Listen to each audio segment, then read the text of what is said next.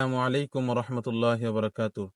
দেশ ও দেশের বাহির থেকে যারা আমাদের ভিডিওগুলো দেখেন সকলকে জানাই আন্তরিক শুভেচ্ছা ও অভিনন্দন। প্রিয় দর্শক, আপনারা ইতিমধ্যে জেনেছেন বাংলাদেশে চলছে প্রচন্ড গরম এবং তার সাথে অনেক লোডশেডিং। ইতিমধ্যে আপনারা জেনেছেন বাংলাদেশে ব্যাপকভাবে বিস্তার করেছে রাসেলস ভাইপার নামের একটি সাপ। কেমন কাটছে এই নাজুক মুহূর্তে গ্রাম বাংলার মানুষের মুহূর্তগুলো? খুব আতঙ্কে কাটছে বাংলাদেশের জনজীবন। আপনারা জানেন ইতিমধ্যেই রাসেলস ভাইপার সাপের বিষে একাধিক মানুষের প্রাণহানি ঘটেছে। তো সাপের কবলে পড়ে যায় তাহলে আমরা কি করব?